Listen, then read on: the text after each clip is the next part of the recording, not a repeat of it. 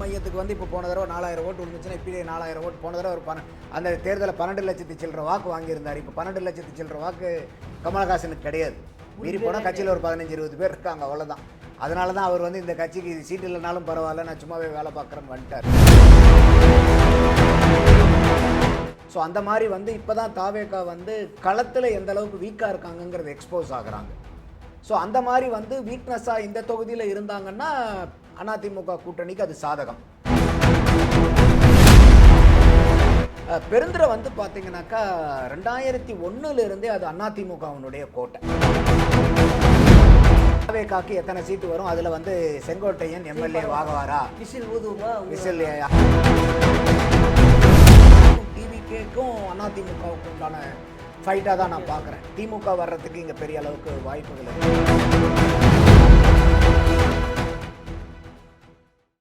By the people நேயர்களுக்கு வணக்கம். தமிழகத்தில் சட்டமன்ற தேர்தல் 23ஆம் தேதி அறிவிச்சிருக்காங்க.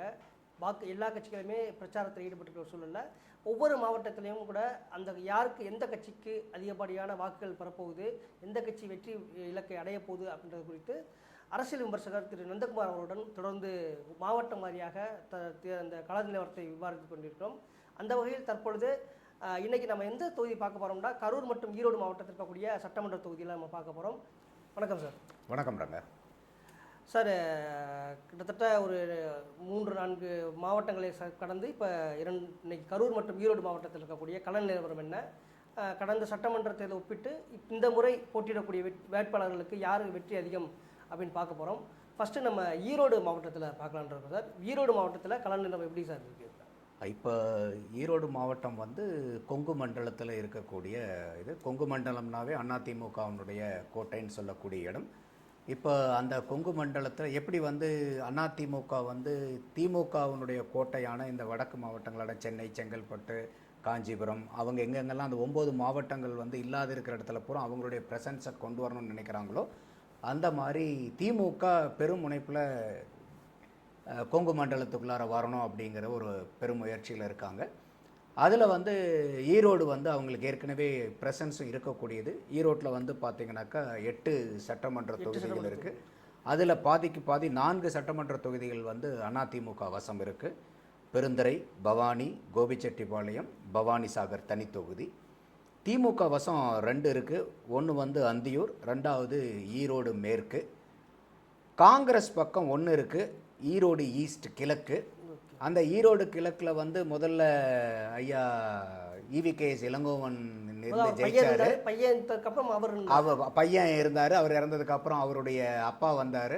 அவங்க அப்பா இறந்ததுக்கப்புறம் மறுபடியும் திமுக கடந்த இதில் போட்டி போட்டு அது திமுகவினுடைய சீட்டாக இருக்குது. அதை வந்து இந்த தடவை காங்கிரஸ்க்கே திருப்பி கொடுத்துருக்காங்க அது. ஸோ பாரதிய ஜனதாவுக்கு மொடக்குறிச்சியில் டாக்டர் CK சரஸ்வதி அவர்கள் ஜெயித்தாங்க. ஸோ இதுதான் வந்து அந்த 8 நிலவரம். இது போன தேர்தலில் பார்க்க போனீங்கன்னா அதிமுகவும் திமுகவும் நேரடியாக 4 தொகுதிகளில் ஃபைட் பண்ணாங்க. திமுகவும் பாரதிய ஜனதாவும் மொடக்குறிச்சி அது 1. அதே மாதிரி காங்கிரஸும் தமிழ் மாநில காங்கிரஸும் ஈரோடு கிழக்கில் வந்து போட்டி போட்டாங்க. கொங்கு மக்கள் தேசிய கட்சி ஈஸ்வரன் அவங்களும் அதிமுகவும் வந்து ஒரு சீட்டு வந்து இது பண்ணாங்க. CPIயும் ADMKவும் 1. இந்த தடவை பார்க்கும்போது அதிமுக அந்த இதில் மொடக்குறிச்சியில் வந்து DMK நின்னதை இந்த தடவை அவங்க வந்து மதிமுகவுக்கு விட்டு கொடுத்துருக்காங்க. அந்த சீட்டு வந்து மதிமுகவில் இருக்காங்க. ஸோ அப்போ மதிமுக நிற்கிற இடத்துல இன்றைக்கி BJPக்கு அதே சீட்டு வருது. இந்திய தேசிய காங்கிரஸுக்கும் அதிமுகவுக்கும் ஒரு சீட்டு போட்டி. DMKக்கும் அதிமுகவுக்கும் 4 சீட்டில், திமுகவுக்கும் தமிழ் மாநில காங்கிரஸுக்கும் 1, CPIக்கும் ADMKக்கும் 1. ஸோ அப்படி பார்க்கும்போது எல்லாருமே அந்தந்த எண்ணிக்கையில் நிற்கிறாங்க. ஒன்று கொங்கு மக்கள் தேசிய கட்சிக்கு இருந்த சீட்டு வந்து இன்றைக்கி வேறு ஒரு சீட்டில் போட்டி போட்டாங்க. இந்த தடவை அவங்களுக்கு அந்த இதில் மண்டலத்தில் இல்லை, ஈரோட்டில் இல்லை. அதுக்கு பதிலாக வந்து இன்றைக்கி MDMKக்கு மொடக்குறிச்சி தொகுதியை அவங்க கொடுத்துருக்காங்க. இந்த தொகுதியில் நம்ம இப்போ முக்கியமான ஹைலைட்டுன்னு பார்க்க போனோம்னா கோபிச்செட்டிப்பாளையத்தில் 8 முறை MLAவாக இருந்த செங்கோட்டையன் அவர்கள் மினிஸ்டராக இருந்தவர் இன்றைக்கி தாவேகாவினுடைய ஒரு உறுப்பினராக இருக்கார், ஒரு பதவியில் இருக்கார். அவர் எப்படி வந்து சோபிக்க போகிறாருன்னு நம்ம பார்க்க போகிறோம். அடுத்தது முத்துசாமி அவர்கள் ஈரோட்டில் வெஸ்ட்டில் நிற்கிறாங்க. ஸோ இது ரெண்டும் வந்து ஹெவி வெயிட்டு. அந்த இடத்துல பார்க்கும்போது. இப்போ நம்ம இந்த இடத்துல எஸ்ஐஆர்னு எடுத்துக்கிட்டிங்கன்னா 2021 19,80,000 வாக்காளர்கள் இருந்தாங்க. இப்போ 26 எஸ்ஐஆருக்கு அப்புறம் 17,40,000. ஸோ ஒரு சற்றேறக்குறைய 2,39,000 வாக்காளர்கள் குறைஞ்சிருக்காங்க. அது வந்து சற்றேறக்குறைய 12% அந்த போலிங் பர்சன்டேஜ் வந்து பார்த்திங்கன்னா போன தடவை ஈரோடு மாவட்டம் வந்து 77%. இப்போ நம்ம தொகுதி வாரியாக போகிறோம்னு வச்சுக்கிட்டிங்கன்னா இப்போ மொடக்குறிச்சி நான் சொன்ன மாதிரி ஏற்கனவே வந்து டாக்டர் சி.கே. சரஸ்வதி இது வந்து லீஸ்ட் மார்ஜினில் வந்து 2வது லீஸ்ட் மார்ஜின் வெறும் 281 வாக்கில் தான் சி.கே. சரஸ்வதி அவர்கள் வெற்றி பெற்றாங்க. அதுவும் அவங்க தோற்கடிக்கப்பட்டது யாருன்னா சுப்புலட்சுமி ஜெகதீசன், நன்கு அறியப்பட்ட பல ஆண்டுகளாக திமுகவில் துணை பொதுச் செயலாளராகவும் முன்னாள் மந்திரியாகவும்லாம் இருந்தவங்க. ஸோ அவங்க வந்து போன தடவை தோற்கடிக்கப்பட்டாங்க. வெறும் வாக்கு 281 வாக்கு. ஆமாம், பெரிய அளவுக்கு செயல்பாடுகள் இல்லை. இந்த தடவை அந்த திமுக வந்து போன தடவை நின்ன சுப்புலட்சுமி ஜெகதீசன் இப்போ இல்லாதனால அதை வந்து மறுமலர்ச்சி திராவிட மலத்துக்கு கொடுத்து அங்கே வந்து செந்தில்நாதன்கிறவர் நிற்கிறாரு. அது உதயசூரியன் தான் நிற்கிறாரு. உதயசூரியன் இப்போ அவங்களுக்கு தனி சின்னம் இல்லை, ஒரு தொகுதினாச்சும் தனின்னு சொல்லியிருந்தாங்க. இப்போ அதில் எல்லாமே ஆமாம் எல்லாமே உதயசூரியனில் நிற்கிறாங்க இப்போது. ஸோ பிஜேபி சார்பாக டாக்டர் சரஸ்வதியினுடைய மருமகள் கிருத்திகா சிவகுமார் அவங்க நிற்கிறாங்க. அவங்க பாரதிய ஜனதா கட்சியில் ஓரளவுக்கு பெரிய அளவுக்கு அங்கே அறிமுகப்பட்ட நிறைய களப்பணிகள்லாம் செஞ்சுட்டு இருக்கக்கூடிய நபர். நாம் தமிழர் கட்சி சார்பாக வந்து அருண் நிற்கிறாரு, டிவிகே சார்பாக வந்து சண்முகம் நிற்கிறாங்க. இங்கே வந்து என்ன ஒரு காரணி அப்படின்னு கேட்டிங்கன்னா மார்ஜின் வந்து ரொம்ப குறைச்சல், வெறும் 281 வாக்கு தான் குறைச்சல். இதில் வந்து இப்போ புதுசாக வந்து டிவிகேவும் உள்ளர வந்திருக்காங்க. அப்போ இந்த டிவிகே வரும்போது அவங்களுடைய வாக்கு வந்து எந்த அளவுக்கு பிரிப்பாங்கங்கிறது நமக்கு தெரியல. ஸோ அந்த மாதிரி பார்க்கும்போது போன தடவை நாம் தமிழர் கட்சியிலேருந்து சற்றேறக்குறைய 12,944 வாக்கு வாங்கியிருந்தாங்க. மக்கள் நீதி மையத்திலேருந்து 4,574, சரஸ்வதி அவர்கள் 78,125, சுப்புலட்சுமி அவர்கள் 77,844. ஸோ அப்போ இந்த இடத்துல அவங்களுக்கு அட்வான்டேஜாக இருந்தாலும், இப்போ இருக்கக்கூடிய அதிமுக கூட்டணிக்கு அட்வான்டேஜாக இருந்தாலும் பெரிய வந்து ஒரு சேலஞ்சாக இருக்கிறது என்னன்னா இந்த வாக்கு சதவீத வித்தியாசம் விஜய் அவர்களுடைய வருகை. மக்கள் நீதி மையமும் இப்போ திமுக கூட்டணியில் இருக்கக்கூடிய சூழல். மக்கள் நீதி மையம் வந்து இன்னைக்கு கமலஹாசனை தவிர அங்கே வேற யாரும் இருக்கிற மாதிரி தெரியல. அந்த வாக்குகள் இப்போ இல்லை அதில் வந்து இப்போ மக்கள் நீதி மையத்துக்கு வந்து இப்போ போன தடவை 4,000 ஓட்டு விழுந்துச்சுன்னா இப்போ 4,000 ஓட்டு. போன தடவை ஒரு அந்த தேர்தலில் 12 லட்சத்து சில்லற வாக்கு வாங்கியிருந்தார். இப்போ 12 லட்சத்து சில்லற வாக்கு கமலஹாசனுக்கு கிடையாது. மீறி போனால் கட்சியில் ஒரு 15-20 பேர் இருக்காங்க, அவ்வளோதான். அதனால தான் அவர் வந்து இந்த கட்சிக்கு சீட்டு இல்லைனாலும் பரவாயில்ல, நான் சும்மாவே வேலை பார்க்குறேன்னு வந்துட்டார். ஸோ அதனால் மக்கள் நீதி மையத்தினுடைய தாக்கம் அங்கே இருக்காது. தாக்கம் வந்து தாவேக்கா எப்படி அங்கே களமாடுறாங்கங்கிறது. ஸோ அது வந்து ஒரு ரூரல் ஏரியாவில் பெரிய அளவுக்கு விஜயனுடைய தாக்கம் இது வரைக்கும் இல்லை. ஆனால் விஜய் வந்து அறிமுகப்படாத நபர் இல்லை, எல்லா தமிழ்நாடு பூரா தெரியும். ஸோ எந்த அளவுக்கு அவருக்கு அங்கே வந்து வாக்கு சேகரிக்கிற அளவுக்கு அவங்களுடைய கிரவுண்ட் லெவலில் எப்படி ஒர்க் இருக்குன்னு பார்க்கணும்.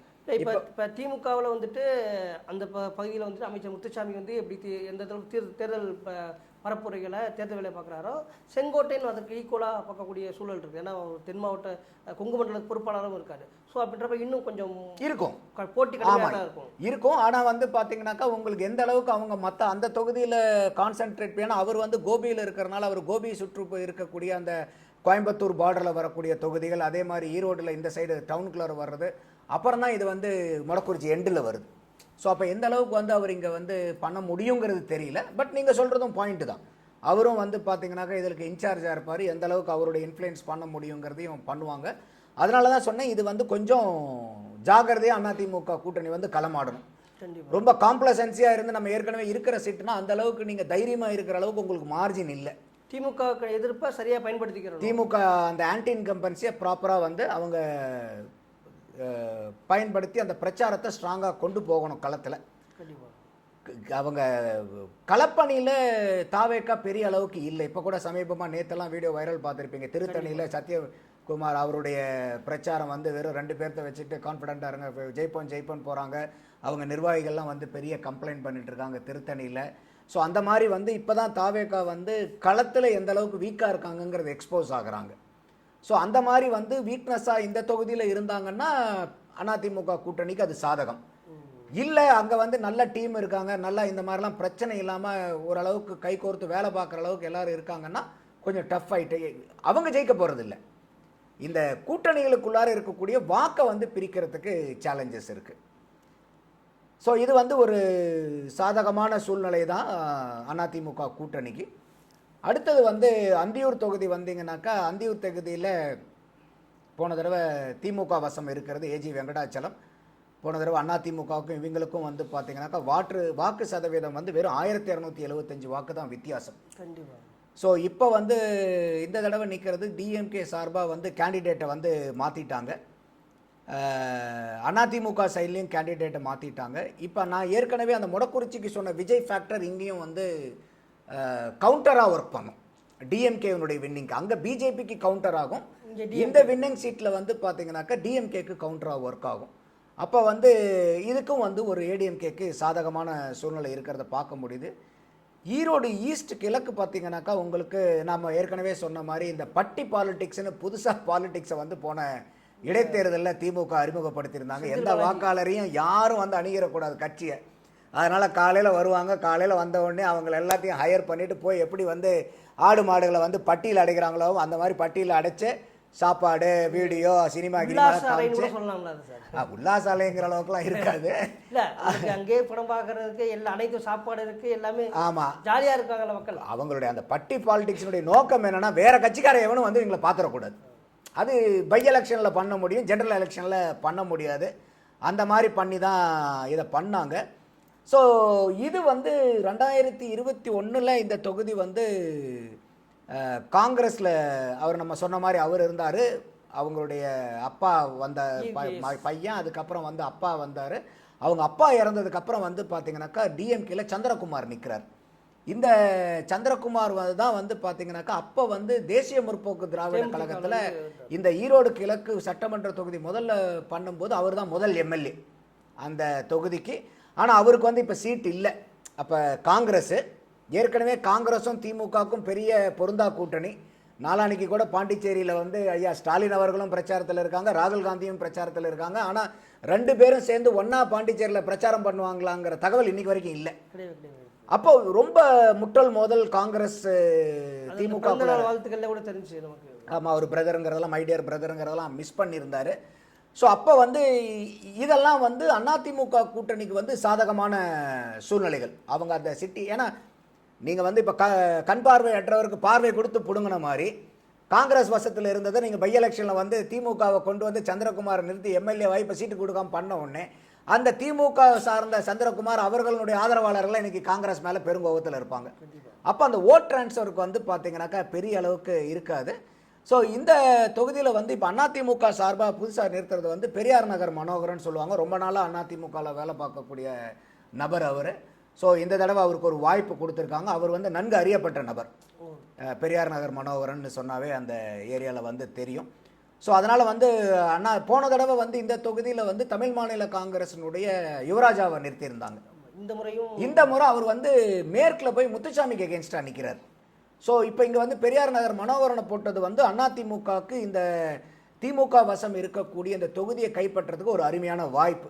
ஏன்னா மல்டிபிள் ஃபேக்டர், அதாவது வந்து நம்ம உட்கட்சி பூசல் ஒன்று இருக்குது, அந்த கூட்டணிகளுக்குள்ளார ஓட் டிரான்ஸ்ஃபர் ஆகாதது இருக்குது, விஜயனுடைய ஃபேக்டர். அங்கே வந்து விஜய் பாலாஜின்னு சொல்லிட்டு ஒருத்தர் தாவேக்காலேருந்து நிற்கிறாரு, தாண்டவமூர்த்திங்கிறவர் வந்து நாம் தமிழர் கட்சியிலிருந்து நிற்கிறாங்க.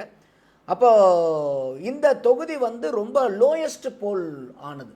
வெறும் 66.56% தான் போன தேர்தலில் வாக்கு பதிவு வந்து நடந்தது. ஒட்டுமொத்தமாகவே 2021 72.3% அது மாவட்டத்துக்கு, ஒட்டுமொத்த மாவட்டத்தில் அதிலே ரொம்ப கம்மியாக. இதில் வந்து ரொம்ப கம்மியாக இருக்கிறது வந்து இந்த தொகுதி தான். ஈரோடு மாவட்டத்தில் வெறும் 66.56% தான் வந்து இருக்குது. ஸோ அதனால் வந்து இந்த தொகுதி வந்து இன்றைக்கி திமுக கிட்டேருந்து அதிமுகவை வந்து வென்றெடுக்கிறதுக்கு ஒரு பிரதானமான வாய்ப்பு இருக்குன்னு பார்க்கலாம். போன தடவை அதனுடைய மார்ஜின் கூட 8900 தான், ரொம்ப குறுகிய மார்ஜின் 8904 தான். ஸோ அதனால் இந்த தொகுதியிலையும் வந்து பார்த்திங்கனாக்கா ஒரு பிரதான வாய்ப்பு இருக்கிறது பார்க்க முடியுது. அடுத்தது வந்து பெருந்துறை வந்து பார்த்திங்கனாக்கா 2001 அது அதிமுகவினுடைய கோட்டை. கண்டிப்பாக. ஸோ அதில் வந்து கடந்த 25 வருஷமாக அவங்க தான் வச்சுருக்காங்க. இப்போ கரண்ட்டாக வந்து வேட்பாளராக இருக்கிறது தோப்பு வெங்கடாச்சலம் அவர்கள். இவர் அதிமுகவில் வந்து 2011, 16, 16லையும் வந்து அவர் எம்எல்ஏவாக இருந்தவர், மினிஸ்டராகவும் இருந்தார். தோப்பு வெங்கடாச்சலம் அவர் அதிமுகவினுடைய மினிஸ்டராகவும் இருந்தார். ஆனால் 2021 இவருக்கு சீட்டு கொடுக்கலங்கிறனால சுயாட்சியாக போய் வேட்பாளராக பண்ணாங்க. அந்த டைமில் என்னாச்சுன்னா அவங்க வந்து அந்த கொங்கு மக்கள் தேசிய கட்சி சொன்னேன் இல்லையா, ஈஸ்வரன் அவங்களுடைய கேகேசி பாலுங்கிற ஒரு வேட்பாளருக்கு வந்து இந்த தொகுதியை கொடுத்துருந்தாங்க. அதனால் வந்து தோப்பு வெங்கடாச்சலம் வந்து ரொம்ப அதிருப்தியில் வந்து அதிமுக மேலே இருக்கிறதுல போய் தனியாக நின்னார் இவர். அப்படி நிற்கும்போது கூட அவர் வாங்கின ஓட்டு வந்து பார்த்தீங்கன்னாக்கா வெறும் 9895 தான் வாங்கினார். இரட்டை இலைக்கு தான் இரட்டை இலைக்கு தான். அப்போ நீங்கள் வந்து போன தடவை கேகேசி பாலு கேஎம்டிகேல நின்னாலும் அவர் உதயசூரியன் சின்னத்தில் தான் நின்னார். அப்போ அந்த வாக்கு இப்போ தோப்பு தனியாக நின்றுட்டனால வந்து அதிமுக ஜெயிச்சுதான்னா அந்த திமுக வாக்கையும் தோப்பு வாங்கின 9000 வாக்கையும் சேர்த்துனா கூட திமுக தான் ஜெயிக்குதுங்க. அவங்களுடைய மார்ஜின் வந்து பார்த்தீங்கன்னா 14507 வாக்கு. ஸோ அப்போ வந்து இந்த இடத்துல திமுகவுக்கு வந்து ஒரு பெரிய வாய்ப்பு இருக்குது. இந்த இடத்துல போன தடவை ஜெயிச்ச அதே ஜெயக்குமார் அவர்கள் தான் இந்த தடவை அதிமுகவினுடைய வேட்பாளராக நிற்கிறாரு. அதிமுகவுடைய ஜெயக்குமார் ஜெயக்குமார் வந்து அதிமுகவினுடைய வாய்ப்பு இருக்குன்றீங்களா? ஆமாம், அதிமுகவுக்கு வாய்ப்பு இருக்குது இதில். ஏன்னா தோப்பு வெங்கடாச்சலம் வந்து இன்னைக்கு வந்து ஒரு அதிருப்தியாக இருக்காரு. ஸோ போன தடவையும் அவங்க 2 பேரும் சேர்ந்ததும் இல்லை. ஆனால் ஒன்று ஃபேக்டர் என்னன்னா, நான் திருப்பி சொல்கிற மாதிரி தாவேக்கா வந்து ஒரு வாக்கு பிரிக்கிறாங்க. இங்கே தாவேக்கா சார்பாக வந்து விபி அருணாச்சலம்ங்கிறவர் நிற்கிறாரு, என்டிகே சார்பாக வந்து லோகோங்கிறவர் நிற்கிறார் இங்கே. ஸோ அப்போ இந்த தொகுதின்னு நீங்கள் பார்க்கும்போது போன தடவை வாக்கு வாங்குறது வந்து லோகநாதன் சொல்லிட்டு நாம் தமிழர் கட்சியிலேருந்து 10,294 வாக்கு வாங்கியிருந்தாங்க. நான் சொன்ன மாதிரி 4வதாக வந்தது தோப்பு 9,895 வாக்கு தான். ஸோ அதனால் வந்து இந்த இடத்துல வந்து ஒரு ஃபேக்டர் வந்து தாவேக்கா ஃபேக்டர். இந்த முறை நாம் தமிழருடைய வாக்கு எப்படி சார் இருக்கும்? இல்லை, இந்த தடவை வந்து நாம் தமிழர் வந்து எல்லா இடத்துலையுமே கொஞ்சம் நல்லா களமாடிட்டு இருக்காங்க. ஏன்னா அவங்களுடைய அரசியல்ங்கிறது வந்து தேர்தல் நேரத்தில் மட்டும் அவங்க அரசியல் வேலை பார்க்கறது இல்லை. இந்த தடவை வந்து குறிப்பாகவே வந்து அவங்க சுற்றுச்சூழலியல் சார்ந்த போராட்டங்களை நிறையா எடுத்தாங்க. இன்றைக்கி அவங்க வந்து மற்ற கட்சிகள் மாதிரி வெறும் வாக்குறுதி கொடுக்காம அவங்க வந்து ஆட்சி வரைவுன்னு சொல்லிட்டு அவங்க வைக்கிறாங்க. 2016 கொடுத்தாங்க, இந்த தடவை 2026 ஒரு 10 வருஷம் கழித்து அதை மேம்படுத்தி இப்போ கொடுத்துருக்குறாங்க. வேறு யாருமே வந்து டாஸ்மாக மூடுவோன்னு இது வரைக்கும் யாரும் சொல்லலை, விஜய் உட்பட. படிப்படியாக குறைப்போம் அதிமுக சொல்றாங்க. ஆமாம், யாருமே பூர்ண மது விலக்குன்னு சொல்ல. ஆனால் அவங்க சொல்கிறாங்க ஒன்று என்னென்னா டாஸ்மாக் எடுத்துகிட்டு கல்லுக்கடை கொண்டு வருவோன்றாங்க. அதே மாதிரி இலவசங்கள் எதுவும் கிடையாது. இலவசங்கிறது 3 நீர், கல்வி, மருத்துவம், இந்த 3 தான் வந்து இலவசம் சொல்கிறாங்க. ஸோ அது மாதிரி கொஞ்சம் மற்ற அரசியல்லேருந்து ஒரு வித்தியாசமான ஒரு கட்சியாக அவங்க வந்து ஒரு கொள்கை சார்ந்து நீடித்த பயணத்தில் தான் அவங்க தயாராக இருக்கிறாங்க. ஸோ இதெல்லாம் வந்து வாக்கு எண்ணிக்கையை அவங்களுக்கு வந்து இந்த தடவை வந்து கொஞ்சம் கூடுதலாகிறதுக்கு வாய்ப்புகள் நிறையா இருக்குது. ஆனால் ஒட்டுமொத்தமாக நாம் தமிழருடைய வாக்கு இது கடந்த தேர்தலோட இது சரியுன்ற மாதிரியான ஒரு கருத்து இல்லை. அது வந்து என்ன அடிப்படையில் பேசுகிறாங்க அப்படின்னாக்கா, இப்போ விஜய் அவர்கள் வரனால விஜய் அவர்களுக்கு பின்னாடி நிறைய இளைஞர்கள் போகிறாங்க. அதனால் வந்து பின்னாடி எல்லாரும் சீமானுக்கு பின்னாடி தான் நிற்கிறாங்க, அவங்க பூரா அப்படியே போயிடுவாங்கன்றாங்க. எனக்கு அதில் உடன்பாடு இல்லை, கருத்தில் ஐ மே பி ராங், பட் எனக்கு உடன்பாடு இல்லை. என்ன காரணம் அப்படின்னு கேட்டிங்கன்னா, இன்றைக்கி சீமானுக்கு வந்து ஓவர் நைட்டில் வாக்கு சதவீதம் வந்துடல. கண்டிப்பாக படிப்படியாக ஒரு 1.1%, 3.8%, 6.68%, அதுக்கப்புறம் 8.2 படிப்படியாக வேறு கட்சிக்கு ஓட்டு போடுறதுனா டக்குன்னு கூட இவருக்கு பதில் அவரை போட்டு போயிடுவாங்க. ஆனால் சீமானுக்கு வாக்களிக்கிறவங்க வேற யாரையும் பரிசோதனைக்கு உட்படுத்துறதை விட சீமானையும் நாம் தமிழர் கட்சியும் அதிக பரிசோதனைக்கு உட்படுத்தி அவங்களுக்கு கன்விக்ஷனோட இல்லை இந்த நாம் தமிழருக்கு போட்டால் பரவாயில்லன்னு நினைக்கிறவங்களுடைய ஓட்டு தான் நாம் தமிழருக்கு இது வரைக்கும் கிடைக்குது. அவங்களுக்கு சரி இவங்க ஒரு வித்தியாசமாக இருக்காங்களே இப்போ போட்டு பார்க்கலாங்கிற ஆளுங்களாம் இல்லை. ஏன் போடுறோம், எதுக்கு போடுறோம்னு அதில் தீர்க்கமாக தெரிஞ்சு போடுறவங்க தான் நாம் தமிழர் ஜாஸ்தியாக. கருத்தியெல்லாம் அவங்க வந்து எந்த சமரசமும் இல்லாமல் தனிச்சே இருந்து யாருக்கிட்டையும் கட்சி வளர்ந்த உடனே போய் அதை கூட்டணிக்காக பேரம் பேசி வைக்காம ஒரு தெளிந்த நீரோடையாட்ட இதுதான் எங்களுடைய கொள்கை, அது நல்லது கெட்டதுங்கிறலாம் அடுத்தது. அவங்களுக்கு வாக்களிக்கிறீங்களோ அதை தெளிவாக பார்க்குறாங்க. அவங்களுக்கு வந்து ஒரு காரணம் வந்து பரவாயில்ல இந்த மாதிரி, ஏன்னா எல்லாருமே வந்து ஒரு ஆட்சி மாற்றத்தோடு நிற்கிறாங்க. இவங்க வந்து அடிப்படை அரசியல் மாற்றங்கிறத நோக்கி வராங்க. அப்போ அந்த வாக்கை வந்து உடனடியாக நீங்கள் திடீர்னு இன்னைக்கு விஜய் வரும்போது இருந்துச்சு, ஆரம்பத்தில் நமக்கே கூட அந்த ஒரு பார்வை இருந்துச்சு. ஆனால் விஜய் அதுக்கப்புறம் வந்து பார்த்தீங்கன்னாக்கா இன்னைக்கு வந்து வேற எந்த கட்சிக்கும் அதிமுகவுக்கு திமுகவுக்குலாம் மாற்றா தெரியல. அவங்க என்ன அவங்களும் கொடுக்குறாங்களா, நானும் கொடுக்குறேன், நல்லி விடுறாரு. கண்டிப்பாக அந்த மகளிர் தினத்தன்னைக்கு அவர் அனௌன்ஸ் பண்ண இலவசங்களை பற்றி நம்ம கணக்கு போட்டோம்னாவே சற்று ஏறக்குறைய 1,00,000 கோடியிலிருந்து 1,20,000 கோடி வருது. அப்போ வந்து நம்மளை மாதிரி என்ன மாதிரி குறிப்பாக ஆளுங்களாம் விஜய மாற்றமாக பார்த்தவங்களுக்கெல்லாம் ஒரு சின்ன ஏமாற்றம் தான், பெருத்த ஏமாற்றம் தான்.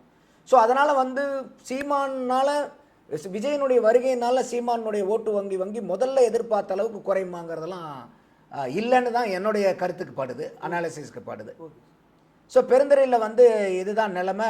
ஸோ அதனால் வந்து அவங்க அதிமுக வந்து வெற்றி பெறத்துக்கு அதிகமான வாய்ப்புகள் இருக்குது. அடுத்தது பார்த்திங்கன்னா பவானி சாகர் தனி தொகுதி உங்களுக்கு.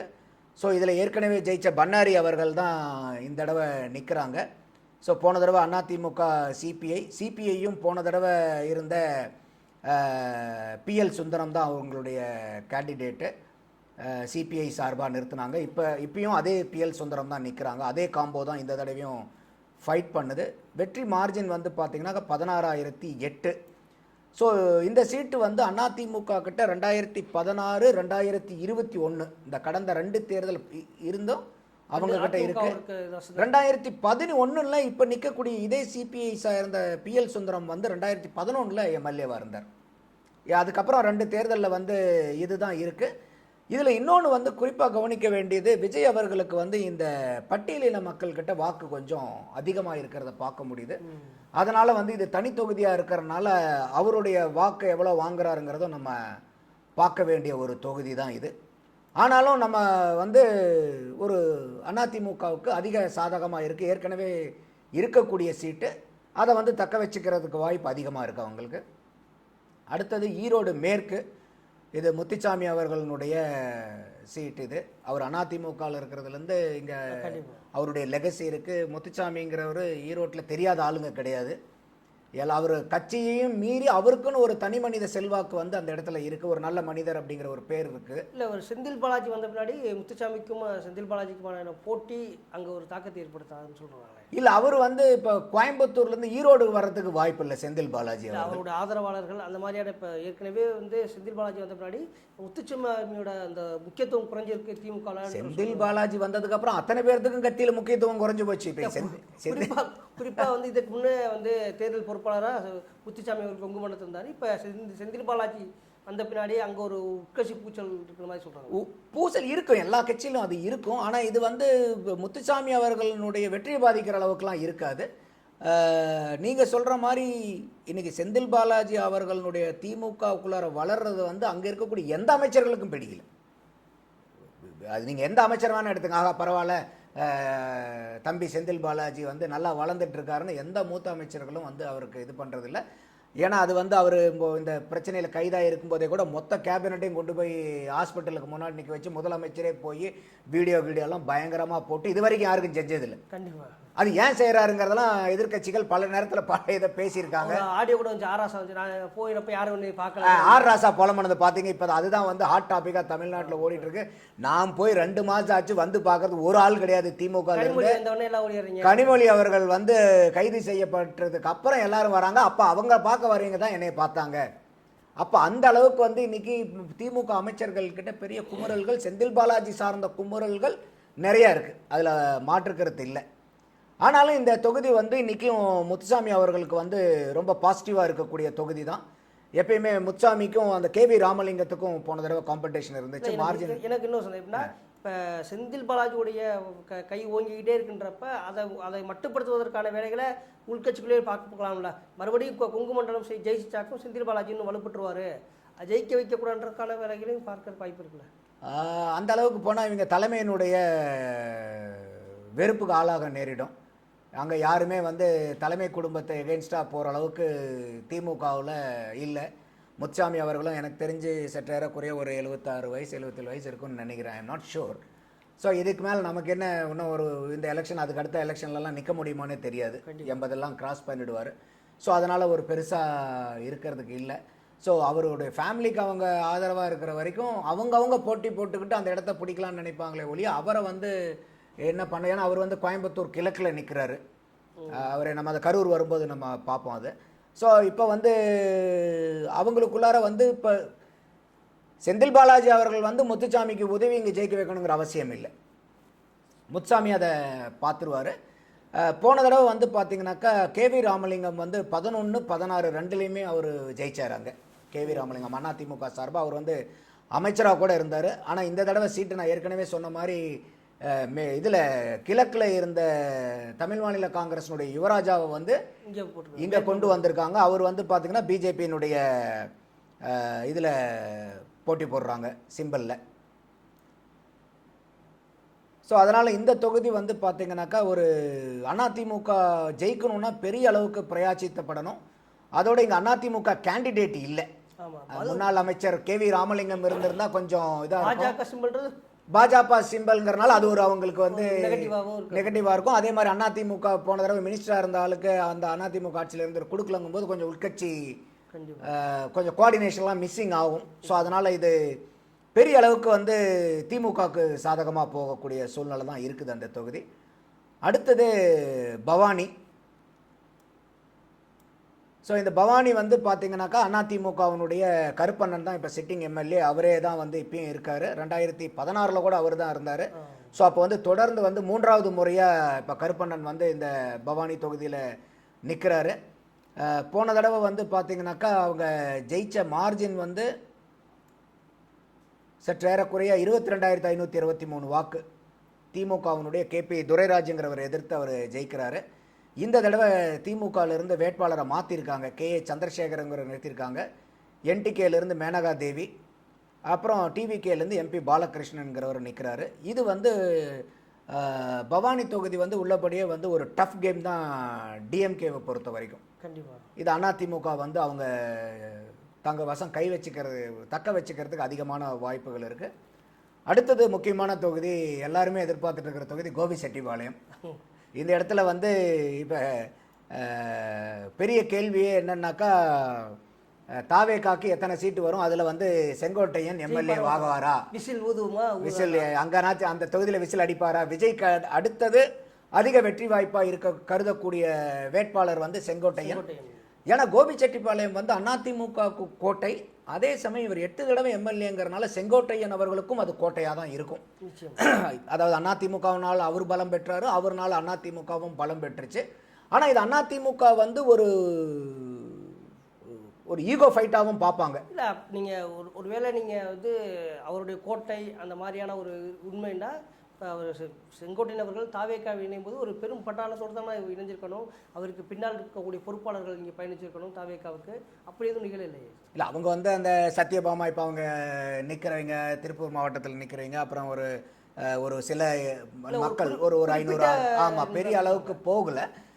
பட் இருந்தாலும் வந்து 8 தடவை ஒரு தொகுதியில் ஒருத்தர் எம்எல்ஏவாக இருக்கார், முன்னாடி அமைச்சராக இருந்தவர் அப்படின்னா ஒவ்வொரு குடும்பத்தில் நடக்கக்கூடிய கல்யாணம், காது வித்து, பெரிய காரியம் எல்லாத்துக்கும் போயிட்டு தலையை காமிச்சிட்டு வந்தாலும் இருப்பார். அவர் அதிமுகவினுடைய நபராக போயிருப்பார். இப்போ தாவேக்காவின் நபராக போயிருக்காரான்ற மாதிரி. ஆமாம் அதுதான் நான் சொல்கிறேன். இப்போ நீங்கள் அதிமுகவினுடைய நபராக நீங்கள் அங்கே போயிருந்தாலும் அங்கே வந்து அமைச்சர் செங்கோட்டையன் வந்து பார்த்தீங்கன்னாக்கா நம்ம வீட்டுக்கு வராருங்கும் போது அந்த கட்சியை பயன்படுத்தி தனிநபர்கள் தங்களுடைய பிராண்டை வந்து அதிகப்படுத்துவாங்க. அது ரெண்டுமே நடக்கும். உங்களுக்கு தனிநபர்னால கட்சிக்கும் பலன் கிடைக்கும், கட்சியினால தனிநபருக்கும் பலன் கிடைக்கும். செங்கோட்டையன்கிறவர் வந்து ஓரளவுக்கு வந்து பர்சனலாகவும் அந்த இடத்துல ரேப்போ இருக்கக்கூடிய ஆள் தான். அதை வந்து நம்ம வந்து அவரை அண்டர் எஸ்டிமேட் பண்ணிட முடியாது. அண்டர் எஸ்டிமேட் பண்ணாமல் அதிமுக களமாடுனாங்கன்னா அதிமுகவுக்கு ஒரு வாய்ப்பு அந்த இடத்துல வந்து இருக்கும். இப்போ கூட வந்து பார்த்தீங்கன்னாக்கா அவர் வந்து என்ன சொல்கிறது, டிவிகேவை எந்த இடத்துல வந்து பார்த்தீங்கன்னாக்கா அவருக்கு வந்து சப்போர்ட்டாக இருக்க போகிறாங்க வாக்காளர்கள்ங்கிறது ரொம்ப முக்கியம். நாம் தமிழர் கட்சியிலேருந்து சீதாலட்சுமி நிற்கிறாங்க. அதிமுகலேருந்து VB பிரபு, அவர் எந்த அளவுக்கு வந்து மக்கள் மத்தியில் அங்கே அறியப்பட்ட நபருங்கிறது தெரியல நமக்கு. திமுகலேருந்து நல்ல சிவம். ஸோ இப்போ ஃபைட் வந்து பார்த்திங்கன்னா இந்த தொகுதியை பொறுத்த வரைக்கும் டிவிகேக்கும் அதிமுகவுக்கும் உண்டான ஃபைட்டாக தான் நான் பார்க்குறேன். திமுக வர்றதுக்கு இங்கே பெரிய அளவுக்கு வாய்ப்புகள் இருக்காது. ஸோ இதுதான் அந்த 8 தொகுதியினுடைய இது. நான் இந்த தொகுதியை வந்து ஒரு பெனிஃபிட் ஆஃப் டவுட்டுக்கு வந்து செங்கோட்டையனுக்கு வெற்றி வாய்ப்பு அதிகமாக இருக்கிறதாவே நான் வந்து ஒரு கன்சிடர் பண்ணுறேன். ஸோ அந்த மாதிரி பார்த்தோம்னாக்கா நமக்கு இப்போது திமுகவுக்கு வந்து ஒரு தொகுதியிலிருந்து 2 தொகுதி வரைக்கும் கிடைக்கிறதுக்கு வாய்ப்புகள் இருக்குது அவங்களுக்கு. தாவேக்காவுக்கு வந்து இந்த ஒரு தொகுதி 0 இல்லைன்னா கோபிச்செட்டிப்பாளையம். அதிமுகவுக்கு வந்து இப்போ ஏற்கனவே இருக்கிற 4, அது இல்லாமல் ஒரு 2 கூடுதலாக 4 to 2. பிஜேபிக்கு வந்து அந்த மொடக்குறிச்சியை தக்க வைக்கிறதுக்கு அப்படி தான் நான் பார்க்குறேன். திமுகவுக்கு வந்து 2 ஆச்சுன்னா மொடக்குறிச்சி பிஜேபிக்கு போயிடும். திமுகவுக்கு வந்து அது 1 இருந்துச்சுன்னா பிஜேபிக்கு அது 1 வந்துடும். அப்படி தான் இந்த ஈரோடு மாவட்டத்தை பொறுத்த வரைக்கும் இதுதான் நம்மளுடைய இப்போதைக்கு இருக்கக்கூடிய அனாலிசிஸ் ரங்கா. நிச்சயமாக சார், உங்களோட நேரத்தை ஒதுக்கி உங்களோட கருத்துக்களை பயந்ததுக்கு ரொம்ப நன்றி. நன்றி ரங்கா. நேயர்களே, இது போன்ற தொடர்ந்து அரசியல் சார்ந்த வீடியோக்களை நீங்கள் பார்க்கணுன்னா பை த பீப்பிள் சேனலை சப்ஸ்கிரைப் பண்ணுங்கள். இந்த வீடியோ பிடிச்சிருந்தா லைக் பண்ணுங்கள், கமெண்ட் பண்ணுங்கள், உங்கள் நண்பர்களுக்கும் இந்த வீடியோ அனுப்பி வைங்க. நன்றி.